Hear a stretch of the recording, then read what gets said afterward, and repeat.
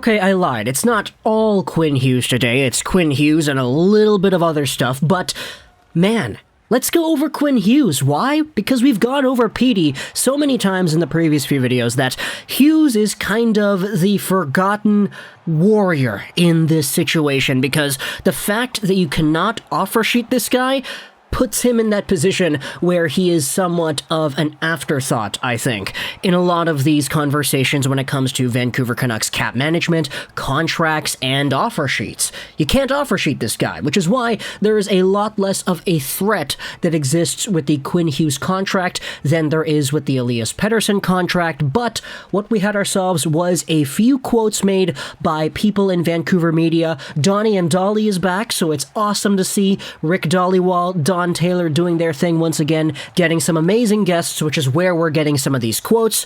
And we also had Patrick Johnston from the province have himself a pretty interesting quote as well. So, without further ado, let's go over Quinn Hughes, the Vancouver Canucks 7th overall pick from the 2018 NHL entry draft. 5'10", 170, 21 years old, left-handed D-man. We all kind of know the story here, but Quinn Hughes, drafted out of the Michigan system, was a fantastic Vancouver Canucks offensive defenseman in his 2 years in the National Hockey League. He was under a point per game in his first season with 53 points in 68 games played. This year was a little bit worse in terms of the offensive point production, as he had 41 points in 56 games played instead. So a slightly worse points per game number, but he still was good enough to be one of the top point-producing defensemen in the entire National Hockey League. He was there 11th in total points, and if you do it by points per game, Quinn Hughes is still in that range. So this guy is literally one of the best offensive defensemen in the entire league, and even though he was in a position where a lot of people would say his defensive play took a big hit in 2021, there still is so much room to grow with this guy that, I mean, you take a look at the Vancouver Canucks historical records, he is already one of the top producing defensemen this team has ever seen ever, and this team has been around for 50 years. So Quinn Hughes, if he actually pans out in the way that we think he should be able to, if he's ever able to get a 70-point season, a 75-point season, he will probably be the #1 Canucks point-producing defenseman of all time, if not sometime in the next few years. The competition isn't really all too high up there, as Alex Edler is the #1 point guy, and we all kind of know that Edler was never really at that same caliber of a Quinn Hughes projection, because, I mean, look, Edler was great two-way, he was great physically. Quinn Hughes, if he's going to go out there, score 60, 65 points a year, I'm going to probably say that's very important in its own right. But Quinn Hughes, with his non-offer sheetable contract and his projection into the future, we have ourselves some concerns as to where we're going to go with this contract soon. Patrick Johnston said here on Twitter earlier today that you should not be surprised if the Quinn Hughes deal turns out to be a little north of $8 million. You can probably figure out what that means for the term. I mean, the main comparable is obvious. And you know what? I'm going to say it right here. If we're signing Quinn Hughes to what I would assume to be an 8-year deal based off of the way Johnston phrased this tweet, if it's 8 by 8, I'm going to be jumping for joy. I don't know about you, but I think Quinn Hughes and the way that he has gone out here and started off his NHL career, it's been so exciting, so productive points-wise, that I just can't help but try to predict where things go in the future. Quinn Hughes is unlike any offensive defenseman this Vancouver Canucks team has seen in a very long time. That he's producing these numbers, he was a point per game in the postseason last year, you gotta remember that. 16 points, 17 games played, fantastic right there. He did that as a 20-year-old rookie. He's going out here, probably gonna hit his prime in 2024, 2025, 2026, and my question is, how gosh darn good is he gonna be when he hits that rate? We have ourselves guys who are in the same comparable range amongst the other top defensemen who had gone recently in these NHL drafts. You have obviously Cale Makar. He is a guy who is out here as a very expensive, very good, top quality NHL player. That guy's making $9 million a year till 2027. You have Miro Heiskanen, he's making 8.45. And just personally, to me, I think Heiskanen is a better all-round defender than Quinn Hughes, but I think when everything is said and done, I would not be surprised if Quinn has a lot more points than Heiskanen does. That's just kind of the way I see these players developing. He's making 8.45 till 2029. Thomas Chabot $8 million till 2028. Ivan Provorov is making $6.75 till 2025. Hey, you want to talk about the other guys who had been in these signing ranges before as well? Let's talk about Seth Jones. Let's talk about Dougie Hamilton. These guys are making $9 million. Seth Jones is making that too. And then some as well. You have yourselves what is an established range of these kinds of defenders that could be number one guys that log big minutes and put up big amounts of points. Sure, to say that Quinn Hughes is at that caliber today, he is a Norris winner today, maybe it's not the right thing to say today, but his development defensively is going to go forward as his career goes forward. There's no reason for me to believe that he is going to be as bad as he was defensively this season for the rest of his career. You think his offense is going to get better, his defense will too.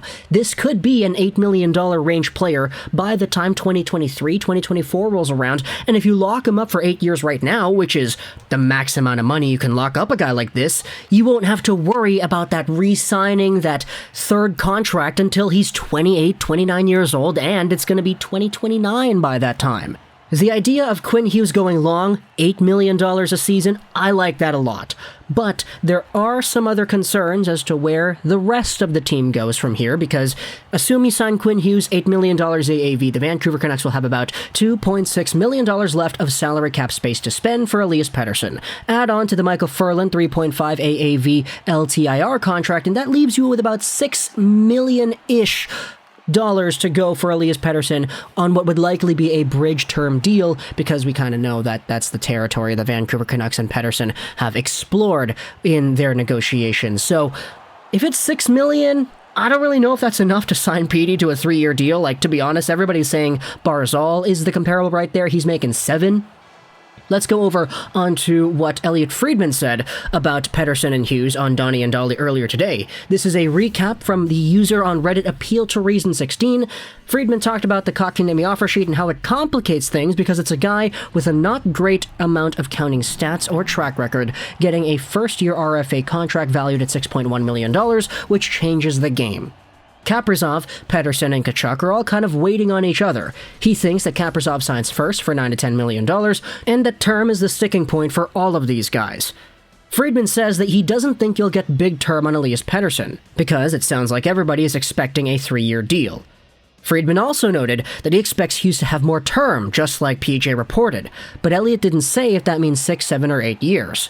So for Elliot Friedman, he's kind of going out there and confirming the basic outline of what a Quinn Hughes contract could be like. And it shouldn't really come as a surprise to hear that the Canucks would be going longer term with Quinn, shorter term with Petey, because that's kind of the discourse we have seen about these entire conversations the past few months, that yes, number one centers, they're more valuable, they're cornerstones of a team, number one defensemen are fantastic as well, but at the end of the day, when it comes to selling tickets, being that guy, it's usually the number one center that is the bigger mover of the bus than, let's say, the Ottawa Senators 2017 Erik Karlsson would be, or whatever. It's 1 in a million you get a defenseman who is that gosh darn good, that he is so above and beyond. And for Quinn Hughes, that's no disrespect to the man, it's just, you have a team with Hughes, you have a team with Pettersson, they're both fantastic players who do need contracts. Quinn has a lot more negative to his game at the moment because defensively he really has a lot of work to do. Petey, there are a lot of other comparables like the Barzal contract, for example, that kind of fall into that bridge deal sort of range, plus the fact that the defenseman market is a lot more tainted with longer term deals, which is what everybody else has been getting too. So these ideas over here, PJ with the update on Twitter, I do like to see it a lot. I'm very content with the idea of getting Hughes to an 8x8 deal. That would probably be the best case scenario if you're asking me, but talk to me in the comments. What do you think about Quinn Hughes and the entire conversation over here? Do you think 8x8 would be a sufficient enough contract? I know a lot of people are going to go out there and really cite his defensive irresponsibility so far as to why he shouldn't get a contract like that. Oh, he sucked defensively. Let's give him 8x6 or whatever, 8x7.5. If he can sign a 7.5, I'll do it. But come on, you really don't see the upward potential of Quinn Hughes all around his game, not just offensively, into the future? I personally would be willing to take that bet on Hughes because it's Quinn Hughes. This guy has shown us no reason why we shouldn't believe in him comparative to any other Vancouver Canucks defenseman we have ever had.